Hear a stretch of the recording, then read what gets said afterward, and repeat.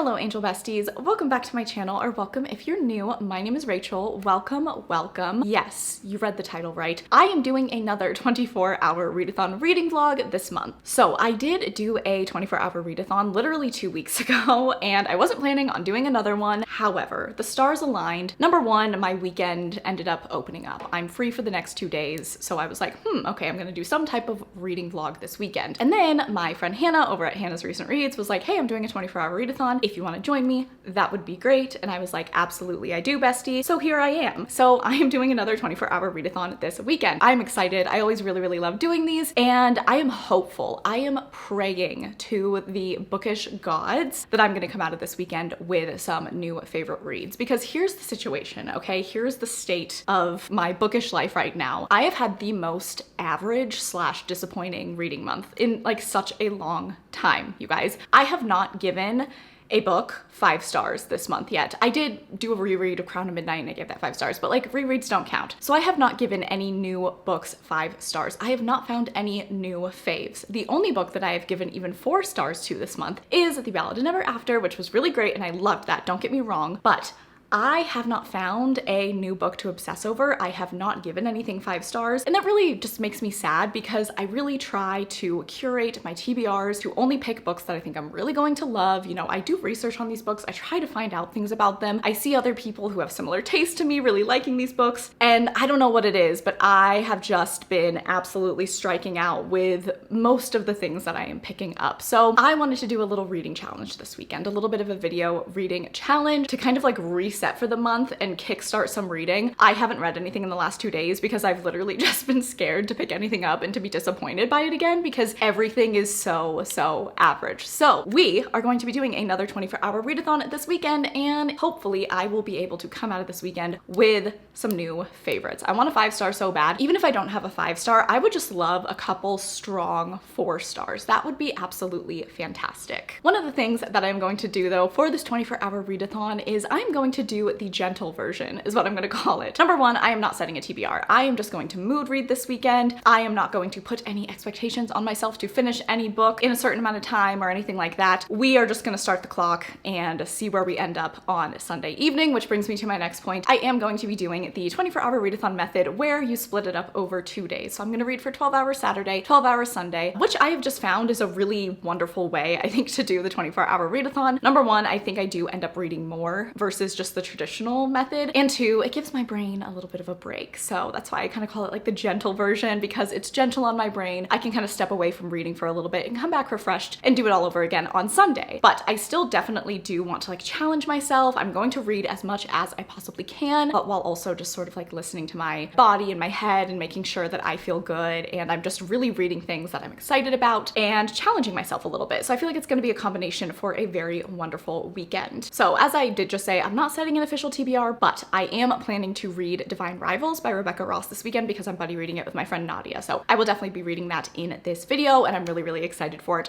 Heard great things, fantasy romance, rivals to lovers. I really hope that I like it. But other than that, I don't really know what else I'm gonna pick up, but we shall just find out together this weekend. All right, so that is the plan for this weekend. I am excited. Before I let you go, I do have some book mail that I got yesterday that I'm really excited about, and I wasn't filming, and so I already opened it, but I wanted to show you guys because all 3 of these books are stunning, and I just want to share them with you. So number one, I got a new fantasy romance. I think it came out this week, and it is called The Stars Are Dying, and this is by Chloe C. Penuranda. This is a new series by this author, and it's like a celestial fantasy romance. I'm super excited for this. I've been seeing really great things. I just think it's really beautiful, and I know that there's vampires. I know that there's like trials that happen, and I just think that this is going to be a really fun time. I'll probably add this to my August TBR, but I'm excited to pick this up. Next is a very special book, and that is Fear the Flames by Olivia Rose Darling, and I do already own this book. However, the lovely, beautiful Olivia Rose Darling, the author of this book, I was talking to her, and she is just such a lovely person inside and out. She and I were talking, and she let me know that there was a reprint of this book in March, and I found out that I had the kind of like original version. I believe she just did like some formatting editing. There's no changes to the story or anything like that at all. But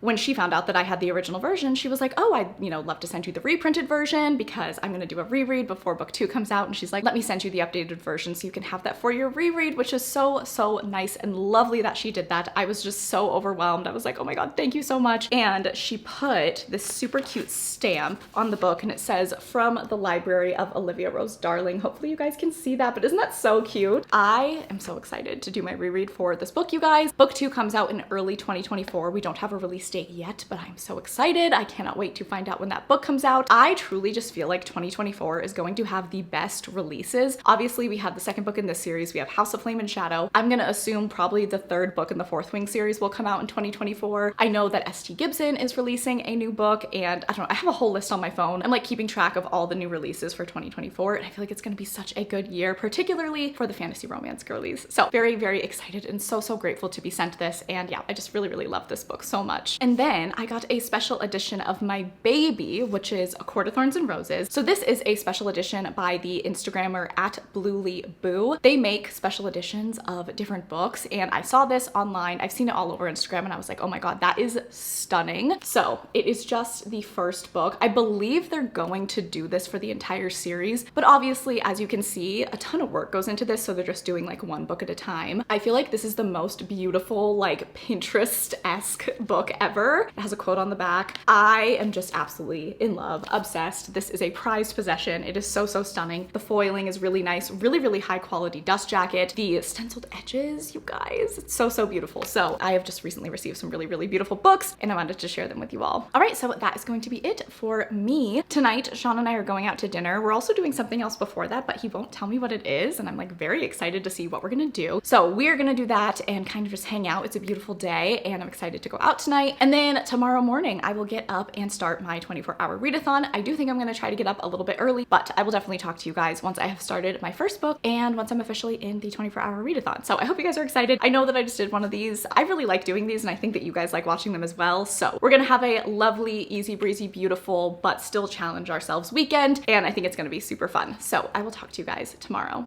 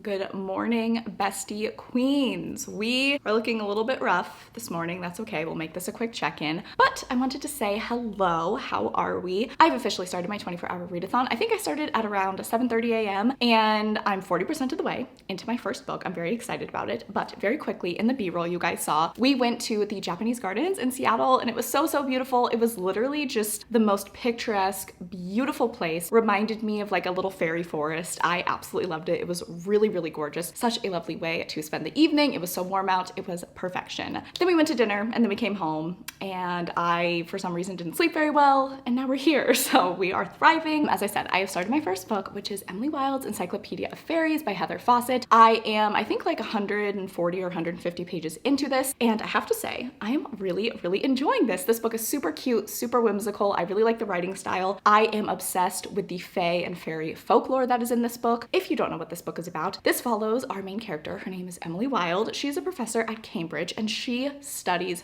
fae and fairies. They are all over the world in this book, and she goes on these like field expeditions and studies them and takes notes on them, learns their behaviors, learns about all the different fae, the high fae, the lower fae, everything in between. It is really, really cool. And at the start of this book, she ends up going to this kind of like remote Scandinavian country, and she is studying the fae folk there because she wants to work on her encyclopedia and her notes, and just, you know, I think it's a part of the world that isn't very explored or well researched when it comes to fae and fairies. So really, really cool. And one of her colleagues, his name is Wendell Brambleby, I believe, but we're just gonna call him Brambleby. They kind of have this like friendship, but also maybe there's some kind of healthy competition between them. He ends up showing up in this remote village as well because he wants to help her, and so she kind of begrudgingly allows him to help her, and I think there's going to be a little bit of a romance subplot between them, but he is a very interesting character. He's got some secrets, I will say. I'll just leave it at that, but I find him to be really, really intriguing. But this book has been so much fun so far. There's humor in this book. Our main character is really fantastic. I really, really love her, and my absolute favorite part of this book is how in-depth we are going with the fae and fairy folklore. I love fairies so much. Like, I love fae, fairies, all of that, and this book just dives so deeply into that topic, and it makes me so, so happy. I want to live in a world where fae and fairies are real. If that were the case, I would want to do what she is doing, being a professor of fairy folklore. Can you imagine? So that is kind of my first impressions. I'm really liking it. I'll be curious to kind of see where things go with Brambleby and Emily. I'm not expecting like the most amazing romance ever, but like I still think that they're cute together and they bicker a little bit, so it's been really fun. So that is going to be the update for now. I'm probably going to finish this before I talk to you all next, and I'll pick up something else. My plan for the day, of course, is to just read as much as I can. I will say this evening we do have plans. We are going to like this work party thing, and maybe when I come back I'll read a little bit too, but my plan for the day is to just read all day. I'll get ready at some point, keep checking in with you all, go to Sean's work thing, I'll come back and read a little bit, and then we'll do it all over again tomorrow. So I am very excited. I feel like this was a really fun book to start with. I feel like it's going really well. I'm feeling good. So that is going to be it for me for now. I will talk to you guys in a few hours when I have finished this. Hello, my loves. How are we?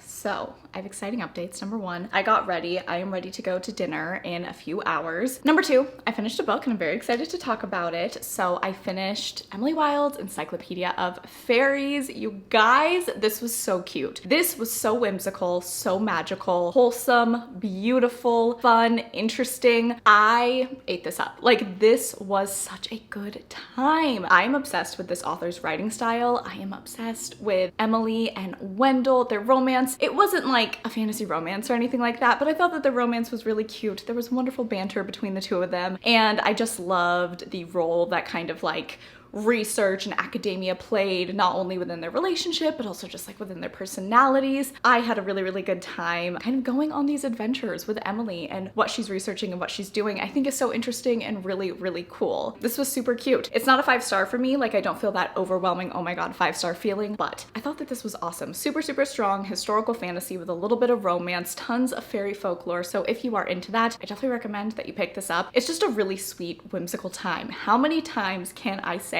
whimsical in this vlog so far? Oh my god. So anyway, I liked this. I gave this 4 stars and I'm excited for book 2. All right, and then the next book that I have started for this 24-hour readathon is a YA mystery, which is Truly Devious by Maureen Johnson. I have this entire trilogy and then also the 4th like spin-off book. I think it's called A Box in the Woods or something like that. This is like a very well-known and I think well-loved series. I've heard a lot about it, and that is what made me buy it several years ago. I think I bought this in like 2020 or 2021, and I kind of forgot that I had these on my shelves. And then the other day I was like, oh yeah, I need to read that. And so I figured reading this during a 24-hour readathon makes sense. So I am on page, let's see, I'm on page 122, and I have to say, once again, very much enjoying myself. This is really cute, it's fun, I love the mystery aspect. We have a dual timeline. Essentially, our main character, her name is Stevie, and she goes to this boarding school that has kind of a reputation, and all of these sort of interesting students go, and they kind of all have their own like hobbies and areas of study that they want to do. Stevie is really obsessed with crime, and at this academy 50 years ago or 70 years ago, there was a girl who either went missing or was murdered, something like like that. And her story remains like mostly unsolved. Stevie wants to uncover that mystery, see if she can find out what happened. So in one timeline, we are with Stevie. She is attending the academy. She is making friends. She's learning about the school, all of that. And then in the other timeline, we are back when the murders occurred and kind of all that went down with that crime at the academy several decades ago. So it's really fun. I love the dual timeline. I'm really into the academy. I love a school setting. I love a school setting in any type of genre, fantasy, romance, thriller, mystery, like whatever. I always really enjoy a school setting, so I love that it surrounds this kind of like boarding school in Vermont academy. It's really cool. And we have a fun cast of characters so far. Stevie is a fun main character. She is like quirky in the way that, you know, YA thriller main characters tend to be, but I don't mind her. I'm really entertained by the story and like she's fine. But yeah, so I'm really liking this. I think this is fun. I know that the overall mystery does not get solved in this book. I think it's not solved until the finale, but I'll just be curious to see like how this author writes the story and keeps us interested for 3 books. But this is really fun so far. Definitely a good little switch from fantasy. So that is the update, my friends. It is 2:40 in the afternoon. So I started around 7:30,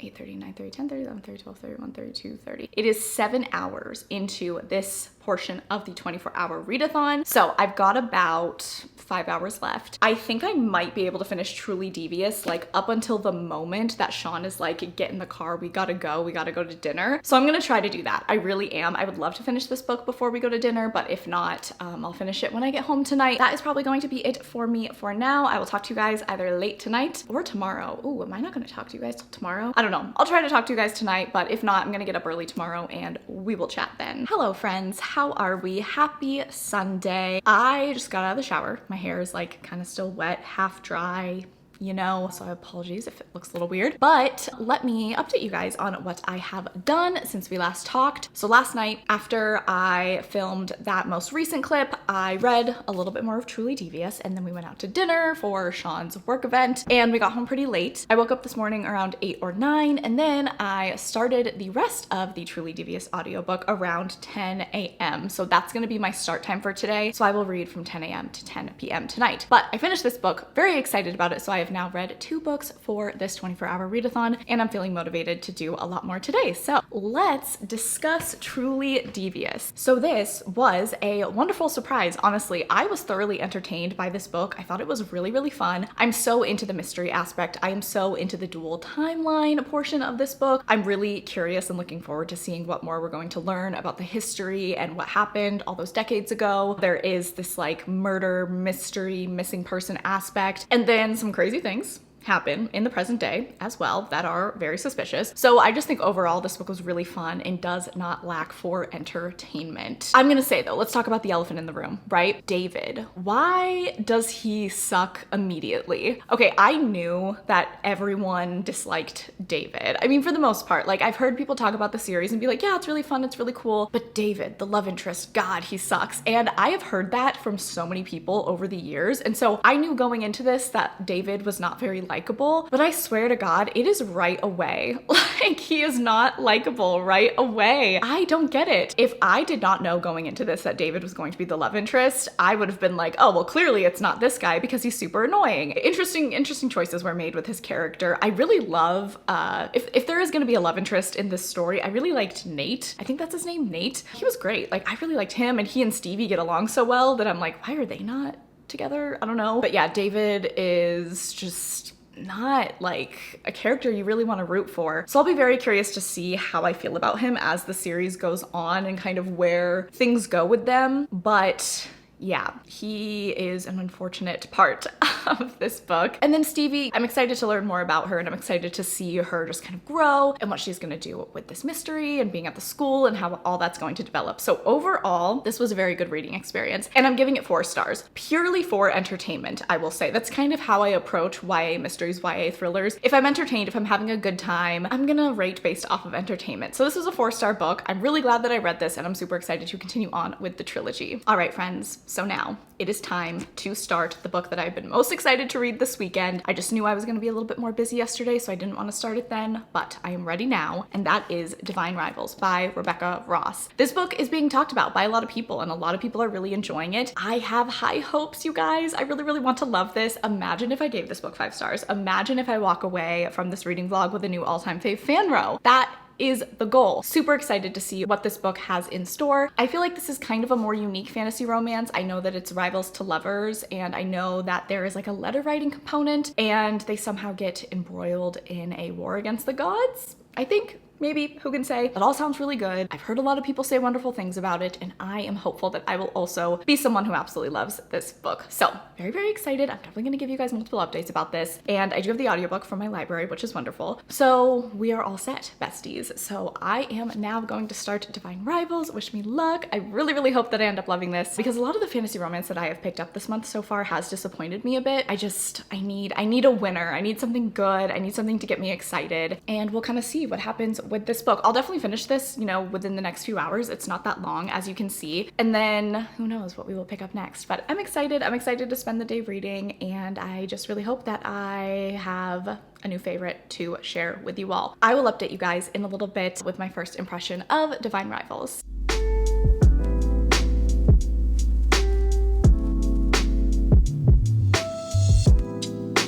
Hi friends! Number one, this angle is interesting. I don't know. Also, I gave up on my hair. I'm not doing it today. Number 3, is that where we're at? I started drinking an energy drink. It is the Ghost brand, and it's Swedish fish flavored, which like, ew, but also like, I think it's pretty good, and it's really giving me energy and making me feel good. I was just feeling really tired earlier, and it's giving me more energy, which is lovely. And it's not like super gross. It's like a little gross, but like just the right amount of gross for an energy drink. You know, I feel like they're never that good, but this is very tolerable. So that is exciting. What is more exciting is I had to talk to you guys. I had to do a check-in right now because I think we've got something here. I think we have something really, really special here. I'm excited. I don't want to get too excited though, because disappointment has been my best friend this entire month, honestly. I just have not been loving a lot of the fantasy romance that I picked up this month, but this is a book full of potential, I think. Pretty much from like chapter 1, I was really liking the writing style. There's a great combination of beautiful flowery writing, but also like clear plot lines, interesting lore and history and world building. That all makes sense. I think good character development so far, and I'm only on page 97. So far, so good. If you don't know, this is Rivals to Lovers fantasy, and this is set in a world, I'm imagining like early 1900s London. I don't think that it's actually England or anything like that, but that's kind of the vibe that I get. And our two main characters are Iris and Roman. They work at a newspaper together, and I think that they're just like in temp positions or just like entry-level positions, and they are fighting for the same position to be a permanent columnist. And the two of them just have the most wonderful rivalry. It feels legitimate. Number one, they come from like very different backgrounds, so they kind of have these feelings about that towards each other, where Roman is this rich kid. Iris actually had to drop out of school because her mother is an alcoholic and lost her job, so Iris is now having to work to support her and her mother. They also just kind of butt heads too, because they have some similarities, I think, with their writing and why that's so important to them and all of that. So they kind of get on each other's nerves. There's banter, but it feels realistic. It's not like over the top ridiculous. I feel like they can still get along when they need to, and they like do make some attempts to try to get along, but there's still that like underlying, we're in competition, we want the same position, and we both have like reasons that we really need this job. Something else that is going on in this world is there is a war between gods, and Iris's brother Forrest felt called to go fight in the war. He is fighting for the goddess Enya. Iris is obviously very sad about this. She has no idea where her brother is. She misses him a lot, and her home life is falling apart. So when her brother Forrest left, things kind of all fell on top of her, and she's just in a really, really bad place. Something that Iris has been doing to pass the time as she misses her brother is writing him letters. She can't send them though, because she doesn't know where he is. So she just decides to place them under this wardrobe in her bedroom. It's something her grandmother used to do, just kind of like hide letters around the house. But we have a magical wardrobe, which is fantastic. And this wardrobe ends up making the letters disappear, and Iris doesn't know where they're going, but she is getting responses from someone. We find out though that is Roman. So the letters are getting sent to Roman, her coworker, her rival, and he has been writing back to her. He discovers that it's her pretty quickly because of some of the things that she says, but she has no idea that it is him. So there's kind of this like anonymous communication going, and they really are able to open up to each other that way, and I think see that they have a lot more in common, and it's just really, really cute. And I just am liking everything everything about this book so far. Very magical, whimsical writing style. There is like a bit of bleakness, which I like because we have war and Iris is going through a lot. I just read something super sad that happened and I'm like, what the hell? This girl cannot catch a break. I'm really intrigued to see what happens between Roman and Iris. They obviously have this tension and this banter and bickering, but like you can see like the nice things that they do for each other every now and then, and it's really, really sweet. I just think that this is awesome so far. Lots of beautiful quotes. I'm really excited. I'm reading this for a 24-hour readathon because I'm dying to know what happens. I just got to a really exciting part. We'll see what happens with these two. So this is going really, really well. I'm so happy that I picked this up. I'm really excited. I'm feeling really good about it. I am praying that this ends up being like a new favorite because it's feeling really, really good so far. So that's it for now. I'm gonna go keep reading. I'll talk to you guys before I finish this.